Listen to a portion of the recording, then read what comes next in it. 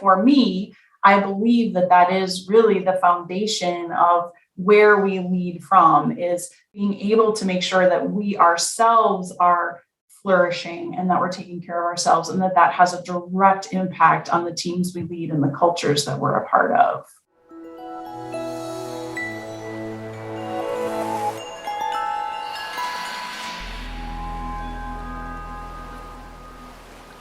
Welcome back to the Faculty Factory podcast, friends. I'm Kim Skorupski, your host, and I'm really happy to be talking today with my friend and colleague and frequent Faculty Factory podcast flyer, Kimara Ellefson. Hi, Kimara. Hi, Kim. It's great to be with you again. Well, I just love seeing your face. We were just talking, folks, before we started, that Kimara is one of those people, very rare gems in the world, who you see her walking down a hallway at a AAMC Group on Faculty Affairs conference, and she just seems to float. She's just always cool, calm, collected, and she's the person I want with me in a dark alley or anywhere. She's just, I feel like so safe and comforted, and like she's got this. Well, if you don't know Kimara Ellefson and you're new to the Faculty Factory podcast, you're going to want to check out episode number 26. Yes, way back in the day, almost 3 years ago, when Kimara shared her conversation and her experience as the Associate Vice President of Talent Strategy and Faculty Affairs at the Medical College of Wisconsin, right? Yes. Kimara. So this was back in July of 2019. Here we are going on 3 years later.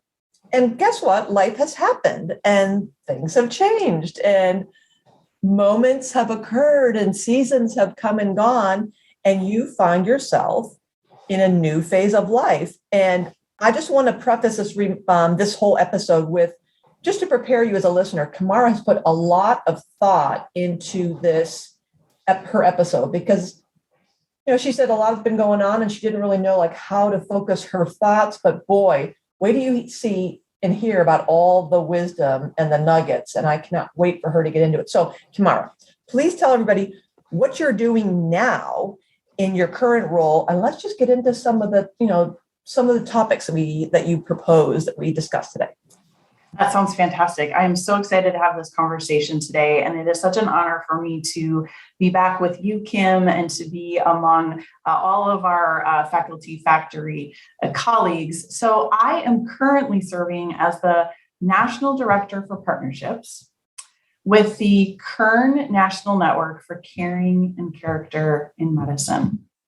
I took this role on about a year ago. I'm excited to talk through a little bit of the journey that brought me to that point. Let me just say that the Kern National Network is currently a network of 7 academic medical centers across the country that is dedicated to advancing human flourishing within the profession of medicine. They have been in existence for just about 6 years now, and we are on the verge of, I like to call it rolling out KNN 2.0 and thinking about everything we have learned in our formative years and thinking about how we can open our network and have a larger impact within academic medicine. And so I was brought on to think about that expansion, how to amplify the work that the schools have been doing so far, and how to get other voices from the health ecosystem into the conversation. So that is my role. So this is so cool, because when I got your reply back to my invitation to come on back to the Faculty Factory, I'm like, what is this Kern National Network? You say it's KNN. So I think it's fascinating. I can't wait to hear more about, as you talk about what you're doing, like how this evolved. This is just another example of one of these cool things that pops up that a lot of us don't know about, how it began. And it sounds to me, from what I've looked at, it's a great symbiotic relationship, because you're all about wellness. And in your prior podcast with us, you were one of the many things I really respect about you is your use of language. And you talked about pain points and fear from faculty and the relationships and how important it was to be kind and persistent. And you really spent a lot of time fleshing out for us faculty well-being at University of Wisconsin in two themes, the personal well-being area and the systemic well-being. So it sounds like this Kern National Network and you being there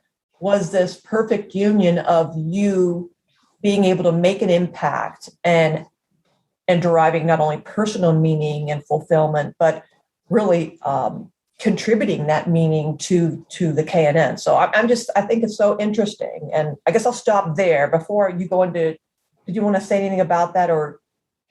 No, other than that, I would just say, Kim, it was an opportunity that I didn't even know could have existed and has been beautiful for me to think about how to take something that I was doing at more of a local level, if you will, and think about being able to take those ideas and things that we tested for so long at MCW and think about how it could apply to larger ecosystems than I'd been a part of before. Right. So all right, let's get into this because you have a lot of really juicy stuff here. I asked you to think about this pivot. So this was a good example of a career pivot. And it's in academic medicine, we all, faculty members and leaders have many, many opportunities to add leadership roles at our existing institutions or other leadership roles. And it's always that, as you talked about in your last episode, pain points, a pain point, do I stay or should I go? And if I'm going to stay, how do I dig deeper? And how do I do my best work? So what are some of the things you struggled with in this, or maybe it wasn't even a struggle with this pivot? Like, how did you arrive? Or, what are the things you chewed on and really spent a lot of time thinking about? It was a tremendous struggle for me. I had evolved from the last time I was here, I had evolved to an interim vice president role, which, as far as my own thinking and probably that of larger society was it. That was the pinnacle. It was where I was supposed to be shooting for. And when this opportunity arrived, I struggled greatly with whether or not it was something that I should lean into. I knew theoretically that I was passionate about the concepts of the KNN, and the idea that I could be part of that was really fascinating to me and drew me, but there were a lot of things that were keeping me anchored in the previous role. I think probably chief among them, Kim, was what I like to call a scarcity mentality, the sense that this could not work out. And perhaps the role that I was in, the interim vice president for HR and faculty affairs at the time, that somehow was a more sure thing. And I really, really wrestled with that until I realized that it was a fallacy to believe that any role that we are in is going to last forever or is going to remain something that would be fulfilling to us. And that it was really more about wanting to remain comfortable and a fear of taking the risk or stretching myself. And from a scarcity perspective, instead of a growth mentality, right, which says, oh, there's so many decisions and there's so many things that we can do in life. I kept thinking, if I make this career pivot, this is it, it's over. And what if it's the wrong decision? Instead of understanding that I could make this decision for myself today, and then tomorrow I can make a different one. And then the day after that, I could make a different one. And so I really had to wrestle, and I mean wrestle in my soul with coming to the point of understanding that life is about opportunity. And this was an opportunity being presented to me. A lot of courage there. I like that reflection on scarcity and that fear that we all have of like, am I pushing it too far? Am I pushing my luck? Why I'm sitting pretty here. Why would I mess things up for me? So that to me talks about the courage, the unknown, and then the grounding faith. I love how you arrived at that point of just optimistic and realistic. If it doesn't work out, so what? What's the worst case scenario? I'll go on to another thing, something else. That knowledge and faith and confidence of knowing that there's something else out there. That's a wonderful mindset. And it's not my natural bent. When I was in college, I heard a speaker who had challenged us to come up with a life motto. And the life motto that I decided on was choose adventure. And I chose that because I know that my natural bent is to stay safe and to stay comfortable. And I wanted something that I could always put out in front of me that would say, okay, Kimara, given these two options, which one is choose adventure? And making this career pivot was certainly choose adventure. Love it. What else did you struggle with? Anything else when you were making this decision other than the scarcity mentality and getting out of your head? I think the other thing that I really struggled with was this opportunity came to me in the midst of the global pandemic that we've all been experiencing. And I had found myself in a very visible leadership role in helping to form and shape the academic medical center's response to COVID. And particularly because I was serving as the chief people officer at the time, my role was to make decisions that would take care of the people of MCW. And my heart has always been to serve the people of MCW. And this was going to take me out of that role and remove me from the service role that I had been in for a couple of decades at MCW. And so I had to wrestle with both the larger issues of leaving at a time that I was wondering if it was the right time to make that move. And then I had a team of leaders and individuals within human resources and faculty affairs that I had truly come to love and deeply care about. And I knew that there were elements of my leadership that were helping them to hang on in a very, very difficult time. And so I was not relishing the thought of letting them know that I was making a different decision and moving on. And I struggled as a leader with whether or not I was leaving them in the lurch. And so there did have to be, again, some evaluation on my part of, when do you make decisions for your team? And then when do you make decisions for yourself? And without going into all of the details, I will tell you that in that evaluation process, I realized that this pivot was a decision both for myself and my team, and it was really an important thing to do.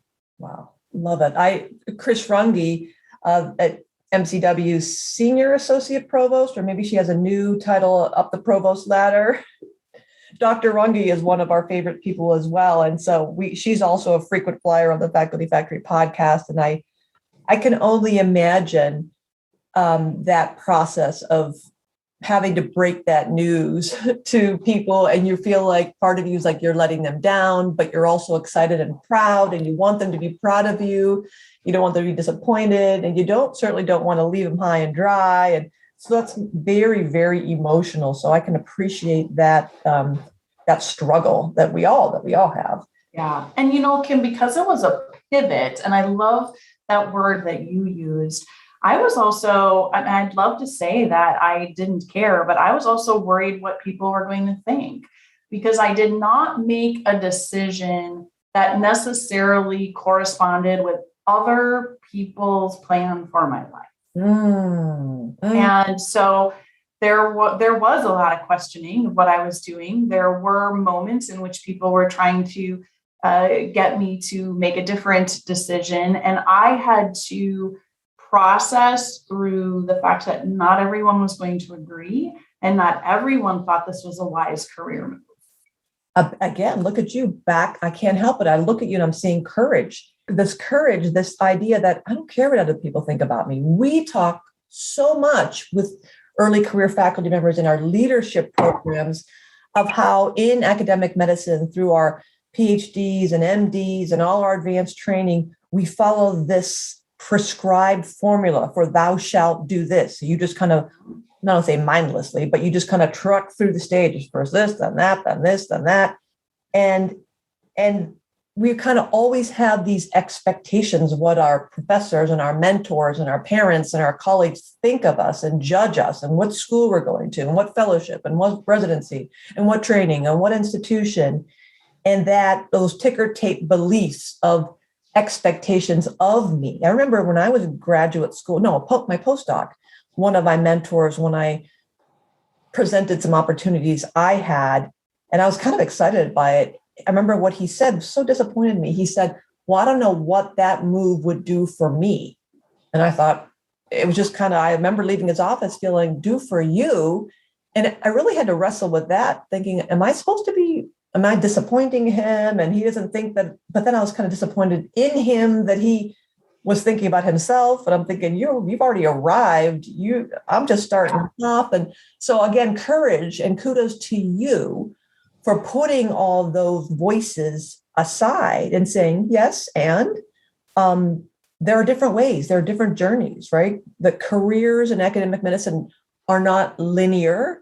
It's like it's a buffet. It's a kind of zigging and zagging, and only we're holding the pen as we're authoring our life story. Why give that pen to somebody else? So you're so courageous. I love it. I know you have another lesson about that pivot point. I think the only other lesson that I would put out there is that I would have told you that I didn't think resources mattered to me, that I was one that, I'm going to follow what my passions are. But to be honest with you, I was making a decision that also may not have the same financial resources attached to it as the other trajectory I was on. And so I wrestled with what I would consider to be very basic human sorts of instincts of, but I could make more money, or is there more prestige by having a vice president title or this or that? And so it was a real wrestling. And this wasn't just a day or two of, figuring it out and squelching the voices. This was a lot of real deep soul searching and having really good people around me, Kim, that were cheering me on and helping me understand which voices I should listen to. I love it. I think after COVID, so many people, we're hearing about this great resignation and all these forces that have really made a lot of us kind of snap our heads and go, what's really important in life and how quickly it moves and how much we take for granted. So again, it's hard to turn your head away from Maslow's hierarchy of needs. You do need food, shelter, and basic protection and the basic stuff. So it is kind of, I can imagine how, especially in academic medicine, we think of faculty who work so hard to achieve these credentials, and then to maybe risk giving that all up to go work for a nonprofit or to go, volunteer. And I can't help but think, I'm looking at you and I'm just seeing so much courage. Oh my God. I'm a year on the other side, and I will tell you that I'm very, very glad I made the decision. Yes, good. Yeah. So that's true. Let's put this in context. When did this decision happen? I missed that pivot. When did I officially joined a year ago this month. So it would have been, the previous fall that I was wrestling with. Starting. Okay, good. That helps us out. Now let's talk about your key lessons learned, because I love some of the stuff in here, and I think this is going to be powerful for our audience. So I think there were a number of things that I learned through this process, and I might just say I'm actively learning, because a year isn't actually all that long of a period of time for some of these things. But first would be that your skills and your gifting are transferable. I think I had again fallen into a little bit of that fallacy that, I'm good in this context and that's the place that I'm good, instead of understanding that perhaps those are things that make me who I am, and that those skills go with me wherever I go. And it's not about where you do things, but it's about how you do things, and that can be applied across a multitude of contexts. That's been very powerful for me to think through. And realizing that all of the moments and the experiences that we have had in our careers, personally, are oftentimes preparing us for the moment that we find ourselves in. Mm-hmm. I have been a student of leadership since I was a teenager. I'm one of those people that just can't get enough of watching other great people do what they do. And I love to just see the modeling and the lessons. I try to just absorb as much as I possibly can. And I think leadership or leadership identity formation is a deeply and personal internal evolution for us, which I think is why I love to watch the practices and the lifestyles of people that I find to be really strong leaders. And so I have been fortunate enough to be leading in some form or fashion since my early 20s. And then all of a sudden, I found myself in an interim VP role 2 months before a global pandemic hits. I'm a member of a small working group that was supposed to look a little bit at what was going on in China with this odd virus over there and make sure that our pandemic plan was up to date. And then here we are, right? We know what happened. And so I then found myself in a very, very visible, forward-facing role with, if you will, thousands of people looking to me to help give them direction and hope. And I learned a tremendous amount in that situation, Kim, that I think gave me then the courage, as you've been saying, to make the final decision that I did. And I realized that it was a culmination of all of these experiences that helped me know how to show up on any given day and lead, along with others, our response to COVID. And so that for me was a powerful coming together, if you will, and unlike anything I've ever done to date.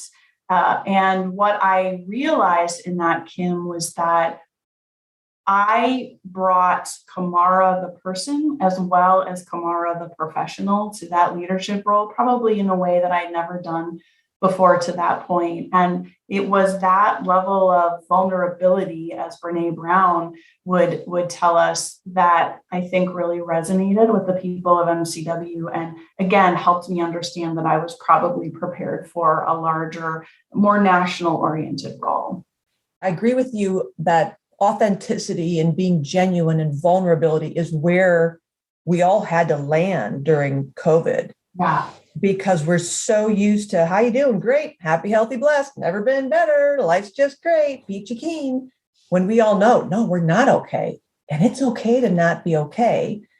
And let's kind of get real here for a minute. Let's just stop sugarcoating this. No, it's not okay. And I'm not okay. And so as a leader, I love that you talk about that vulnerability, because that immediately lowers the temperature of the room. And I think it allows people to go from this defensive mode of, I got to be on, I have to be on, people are looking at me, I'm the fill in the blank, I'm the assistant professor, the associate professor, the dean, the vice president, the leader, the chair, the division director, this, fellowship director, whatever. And I have to keep it together. Well, guess what? Sometimes the best way to keep it together is to say, I'm having a tough time here. And all of a sudden people go, oh, good. You too? Me too. Right. And if we don't lead with that of saying, I'm just doing my best here, but I'm struggling here and I don't know this and I messed up. And that to me says, whew, it's almost a visceral exhale when you're with people that they go, great. This is going to be a real thing and not this phony baloney of let's all pretend that we're all just, getting the papers and getting the grants and having no trouble. And we got our home life figured out and the kids in school, it's not an issue. Let's not talk about it. Put our heads in the sand and pretend it's not there and just soldier on. That's good in its time and place. But you know what? After this for 2 years, no, so I love that you talk about that and that you are a student of leadership and that your authenticity always shows through. So thanks for reminding us of being vulnerable. And it's interesting, Kim, because I think we know that better now than we did at the beginning when we were also, figuring out what it was we were supposed to be doing. And one of the things that was really interesting to me that I am still sort of thinking through in my mind when I made the decision to leave, and the leadership of MCW and leaders that I'd been working with were so generous in their support of me. And leader after leader said, we kept coming in every day because we knew Kimara was there and she was going to be with us. Now, that wasn't the only reason, right? But there was this idea of hope. And to this day, when I am in the Medical College of Wisconsin building, walking around, because my offices are still located there, people will stop me and say, you gave us hope. And you know what's interesting? I gave them hope, Kim, by just simply showing up as who I am. There wasn't another magical formula there. There wasn't something. I just showed up as Kimara, as honestly and as authentically as I could, and tried to have wisdom where I needed to have strength, right? People can't, we do have to, as leaders, we have to balance that transparency and that authenticity in the sense of we need to know when strength is appropriate and when vulnerability is appropriate, so that wise reasoning that comes into what we do as leaders. But it's been a powerful learning lesson for me. Kimara, oh my gosh. Wow. So yes, just showing up, that's another great reminder that being there and people seeing you, even if you're not walking around handing out $50 bills or Starbucks gift coupons or free parking passes and all the answers to all the problems. You're there. People know you're there. You see them. They see you. They know you care. That is so important. And again, I love your reminder of we have to do the work. We can't just throw our hands up and saying, I don't know what's happening here. That will not evoke confidence in us if we don't do this sense of non-anxious presence. But I love that your physical presence was a reminder. Someone's on it. Someone sees us. They see us. She's here. He's here. So that's a good reminder for us in academic medicine that, just being there, being present physically and then emotionally, that you exhibit such mature emotional intelligence. I just love it. Kimara Ellefson, love it. Okay. I also thought, if you could have a do-over, sometimes people go, armchair quarterbacking this situation or any situation. I'm trying to think of faculty members who email us on the facultyfactory.org website saying, could you talk about this or that, or how do we recover from bad decisions or burned relationships, or can you think of a couple do-overs that maybe you really wish you would have done differently, or turn that into some advice to other people who are on the fringe of making some pivots or decisions? Yeah, absolutely. When someone says, if you could have a do-over, what would you do over? I feel like there were so many things that came into my mind.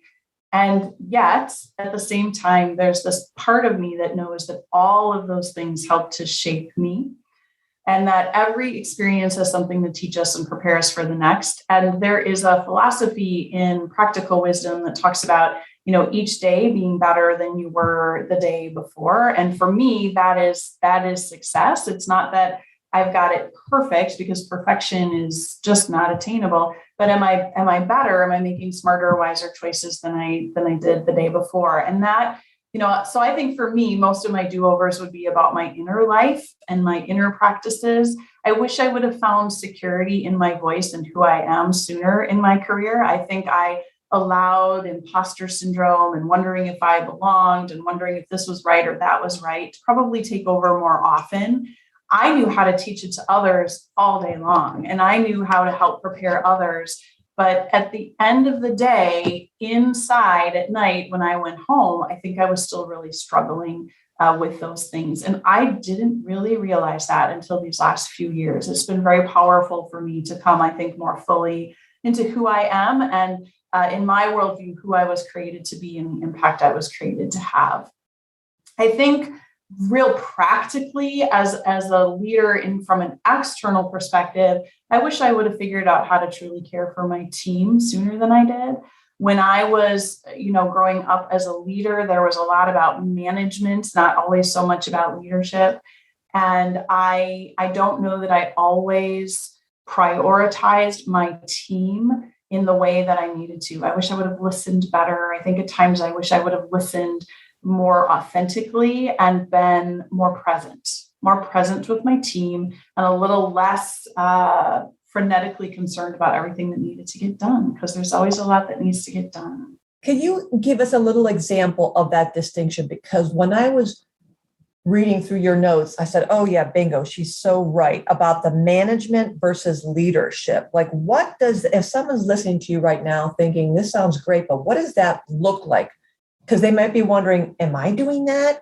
what does someone who's really focused perhaps too much on managing look like? What is that person doing maybe or not doing, as opposed to someone who has understood and made the swing over to being a leader and not a manager? Can you think of an example? Yeah, I would be happy to give an example, Kim. I like to think of it as maybe how versus why. So if I'm stepping forward in a management mode, and there are moments for that, if I'm stepping forward in a management mode, I am typically telling people how to do what needs to be done. And I am usually very involved in the details of how that is getting done. And I am focused on those details and the approach or the step-by-step process that is being taken to accomplish something. If I am stepping forward in leadership or as a leader, I am concerned with the why, the vision, the strategy, and then the ultimate outcome. So I am stepping forward to say, we are going to need to accomplish this because, and here's what we want to have accomplished at the end. And then all of that space in between, as a leader, I'm there to help support, get obstacles out of the way, empower my team. But I'm not really concerned with, are they doing step one and then step two and then step three and then step four? My belief is that when we're leading, we're surrounding ourselves with teams of people who are experts that we've hired to do a job. And so as a leader, we sort of get out of the way and we are there to help them do their job well. You nailed it. That's sometimes so tough. And I think that's where those of us who are maybe more controlling and all about the details, we get very rigid in our SOPs, our standard operating procedure. This is the way we do something. And those are good. SOPs are good because they help. If I'm thinking of somebody in a cockpit in an airplane, will tell you, yeah, right. SOPs are pretty important. Or if you're going to do surgery, pretty important. And acknowledging that when you're bringing new people, new knowledge and resources and tools and expertise, someone may say yes. And I have a way that might make this even better. That is the letting somebody else own that process. Oh, okay. Now I'm going to step back and say, I'm so glad you're here on the team. Wow. Do what you do. What do you need? So that, you're right, and I feel like I revert to management mode when I'm in stress, or like in the Myers-Briggs parlance, when you're in the grip. What I feel like, everything's spinning out of control, then my default is to go, all right, if I'm losing control, what do? I want to get control of everything. And so I know that I'm in stress when I start going into micromanagement mode. But, like you said, we're going to do 1 through 10. Well, who's doing 7? Who's doing 7? What happened to 7? I'm like, oh, right. We rolled it into 5, or we're going to do it in 8. Chill. Well, and the interesting thing, Kim, is that I think, so if there are people that I led or managed earlier in my career, they would probably say you were a manager, not a leader, because that was my default. And there is a lot of reward from higher up for managing well. And there is risk in leading because someone could skip step 7. Now, we always have to bring wisdom to the table, right? We're not talking about, if we're in a surgery, we need to make sure, like you said, if we're flying an airplane or we're conducting a surgery, but there's leadership even in that, in terms of, not getting so embroiled in the details and empowering the people around you to meet those steps, and then having wisdom to know what are the checks and balances that you put in place. And that's where the leadership comes in, instead of controlling the whole environment around where it happens. And I sincerely wish I would have figured that out much sooner, but management is easier. It is easier to lean in and bring out your checklist and say, did everyone do everything they're supposed to do today? And then go to the person who did it and say, why didn't you do this well? Leading it takes a level of, I think, sophistication and nuance that's far more difficult. But I would argue that our workforces today are hungry for that and likely will not tolerate a whole lot of management. People want to be led, not managed. You are so right, Kimara. And you're especially, I think, within up and coming generations of future Yes. leaders.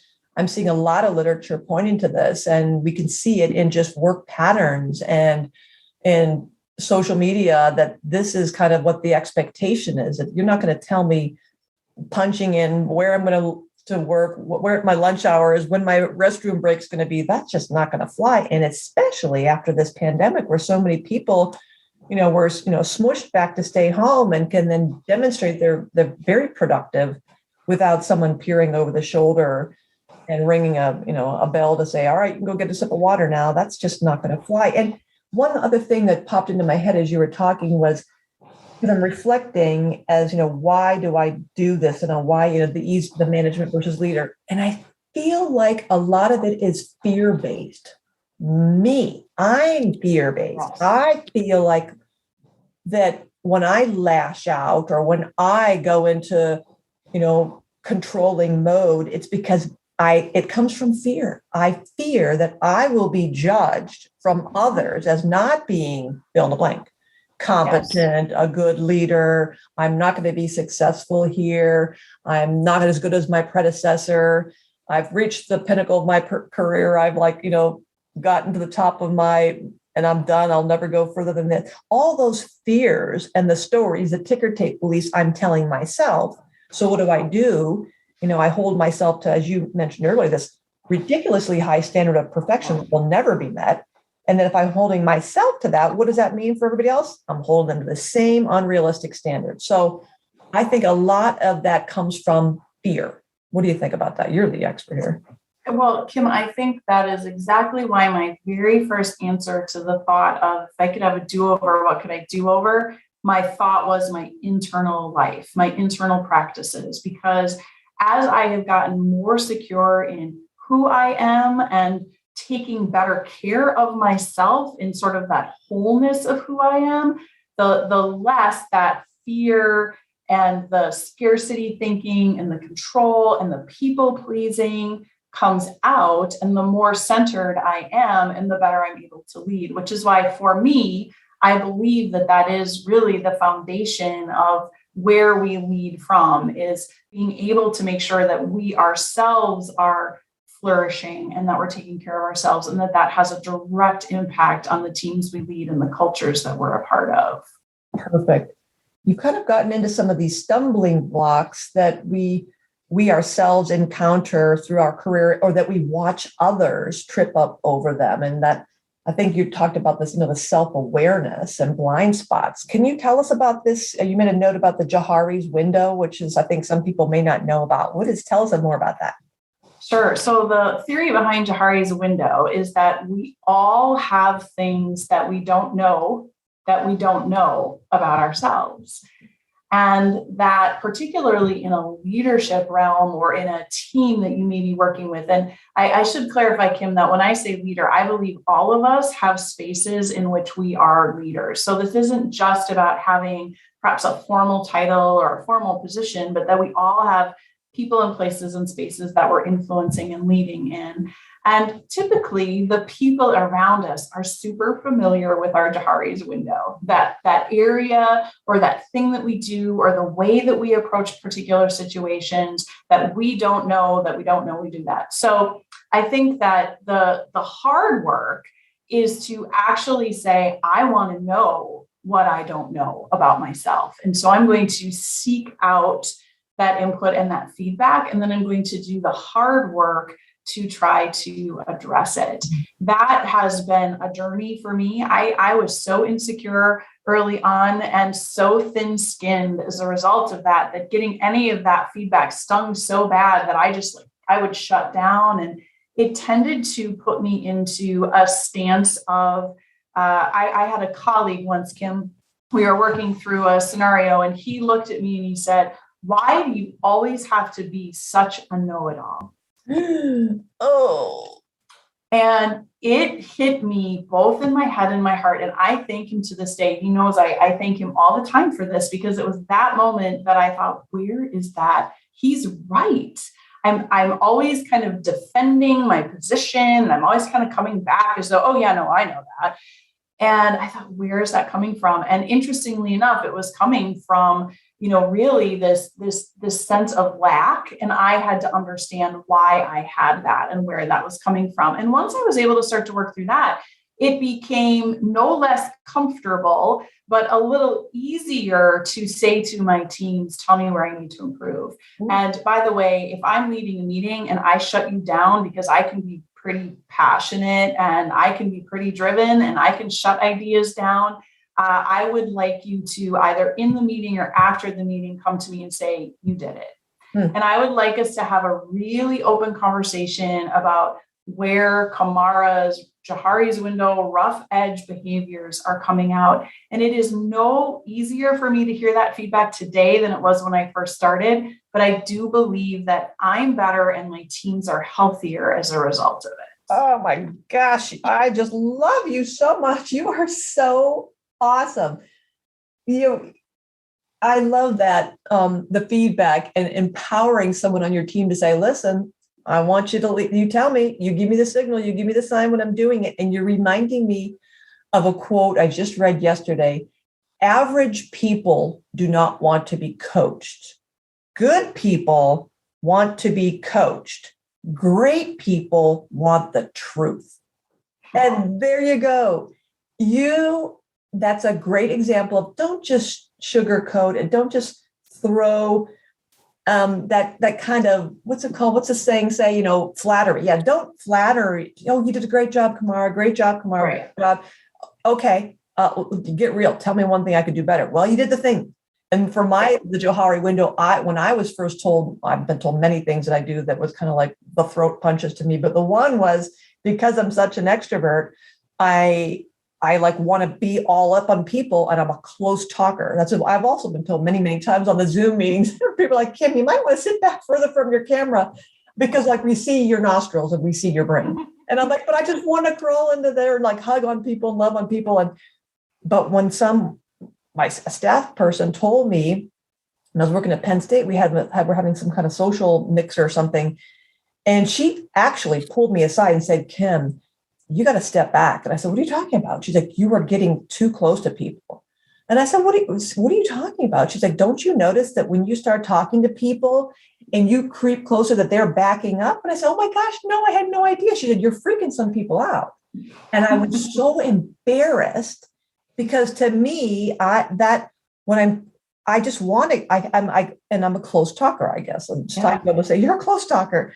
And so that kind of thing, I never knew that about myself, that it could be, not only was it in someone's personal space, but for people who have different predispositions and personality preferences and introverts, like I was literally, they felt like I was looming over them and it was very inappropriate. And I took it, it was hard. And I still to this day will be very mindful of, am I standing too close? And so that's so important of knowing and discovering the things that we don't know about ourselves that others do. And that takes, again, back to courage and the truth, because I love what you said, it's no easier. I mean, people to this day will still tell me, Kim, you're steamrolling, you got that edge to your voice, you got the tone, you got the eye roll going. And I'm like, I know. I even feel it when I'm doing it. I can't stand it. I'm still apologizing to people after meetings in the same way that I did 8 years ago. I think now I'm just far more aware, and I think I am more authentic in my desire to change the longer that I do this. I think probably at the start, I was just like, all right, well, some people don't like that. I can be kind of strong. And now it's realizing, that behavior actually isn't even getting you the outcome you want, let alone building the relationships you want. But even if we couch everything through an outcome goal-oriented perspective, as we like to do in academic medicine, the not addressing your rough edges, if you will, it just doesn't get you the outcomes that you're looking for. And the more that I have authentically entered into relationship with my teams, the more vulnerable I've been, the harder they have worked for me, and the more we have gotten accomplished. And that is a powerful motivator as well. You're making me think of this book, What Got You Here Won't Get You There by Marshall So true. Smith. I mean, that's exactly what resonates with me. You're saying that it's sometimes hard when we talk about, in our leadership programs, working with faculty to help them look at themselves through a different lens, because they'll say to you, say, you're telling me in this 360 or this feedback, or that I'm getting some feedback that I'm this, that, and the other. But guess what? Being this, that, and the other got me here. Exactly right. I am a fill in the blank, MD, top rated surgeon, generate the most RVUs. Right. I have, 1,000 grants. I got 1,500 publications. And you're telling me that I got to change? Come on. The objective evidence shows that. But what you're pointing out is, yes, well, what got you here, it may not get you to the next place. And how's that working out for you? When you just got done starting off this conversation with, you've got this turnover, you can't find good people are complaining about you don't understand the climate in the lab has changed. Maybe it is time to rethink how we arrive. So such important points. Hey, Kimara, let's talk about your decision-making process, and if you want to kind of go into how your thinking has evolved over the career. And I don't want to keep people going too long here, because obviously you and I can talk for a long time, but a couple nuggets about a process of decision-making and some parting thoughts for people. Well, as I was just alluding to in my Johari's window conversation, I am a driver. So there are a lot of different frameworks that we use in the professional realm to describe ourselves and who we are. One that I've used quite a bit over the years is the DISC profile, DISC. And it is like many others. It's a little bit more work oriented than some of the others that you go through, which is why I've leaned into it. And in that, I'm a D. And a D basically means that you run fast and you make decisions quickly. Oftentimes you will find Ds in higher level leadership roles. And it means also that I don't need a ton of data points to make a decision, and that I prefer high level summaries. So if, Kim, I've asked you to pull something together for me, I don't need you to give me every detail of how you got to the decision. Tell me your recommendation. Let me ask a couple of questions, and then away we go. So the thing that is, so there's pluses and minuses to that, as we can all imagine, and depending on the styles you have around you, and I always recommend you should have all styles around you to have the best outcome. There are different ways that is going to rub people right or wrong. And so I don't have to have it all figured out to go forward. And I'll be honest with you, particularly in the context of medicine, I think that has been part of the success that I've had in moving things forward. I've been able to be privileged to be part of a lot of initiatives and culture change over the years. And I have found that in our environment, no one really wants to be told what to do. No one is actually interested in you coming in and saying, I have found the solution, do it now. But rather, we operate in an environment in which people want to make sure that their voice can be heard, that their context is understood, and that there is some flexibility for adaptation to particular contexts. And so wherever possible, I have tried to do that. And I think because I don't have it all fully baked before I get started, it has allowed for that agility and flexibility for things to morph, whether it be big, huge culture change initiatives that we're doing, or me working with an individual through a particular scenario. So my decision-making process is I want to have enough to be smart, but I'm not going to worry that I don't have it all figured out. And I'm going to keep learning in an iterative fashion all the way along, because I believe the voice and the autonomy of the individual is so important. And I want that to inform my decision. Ooh, you could give a whole class on this. I just was looking at the DISC style as you're talking. Just for context for the folks listening, D is for dominance, I is for influence, S for steadiness, and C for conscientiousness, right? Am I looking at the right thing? You got it. Kimara. That's some great advice. What else about your decision-making process that you want to share, or how you've evolved this, your thinking over time in your career? I think that we've covered a lot of it already, Kim. What I would say is that what I am learning, what I have learned and what I am learning is that the power is in always learning. I think that when I was earlier in my career, I envisioned that there must have been this point in which these people who had achieved so much ahead of me, like, realized the wisdom they had, and they learned everything, and they had it all figured out. And I think what I'm realizing now on my journey is that there isn't an all figured out point. There's an always figuring it out point. And there is a freedom and a wisdom, I think, that comes in embracing that there isn't a moment in which you will know everything as a leader, or you will know the exact right step you should take in your career, but rather it is a process of learning and figuring it out. And I think that is how I have evolved, and that moves me away from know-it-all to being really comfortable that, oh, I don't know it all. And guess what? I'm never going to. So let's together explore and come to a place where we decide what the next right thing is to do. And then after that, we'll figure out the next one. Whew.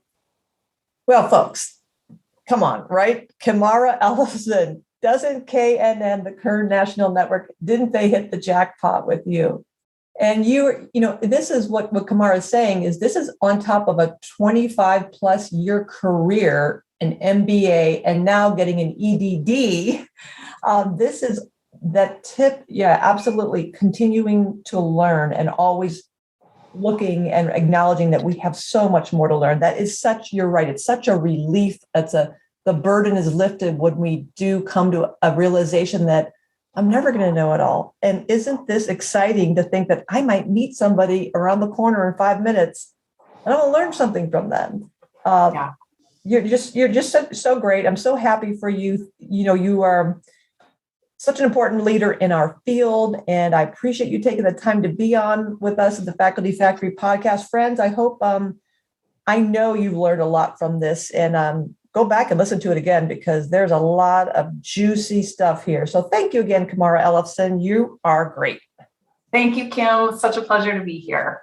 All right, folks. See you next time on the Faculty Factory podcast. Thanks for tuning in to Faculty Factory Podcast. The mission of the Faculty Factory is to build and support a community of leaders in faculty development who share tools, resources, wisdom, and encouragement in service to our faculty members, schools, and institutions. We encourage you to go to facultyfactory.org to find out more. Get in touch with me, ask me any questions. Maybe you want to be interviewed on the podcast. Thanks for tuning in to Faculty Factory Podcast. We'll see you next time. The Faculty Factory podcast and website is sponsored by the Johns Hopkins University School of Medicine Office of Faculty. For more information, visit facultyfactory.org.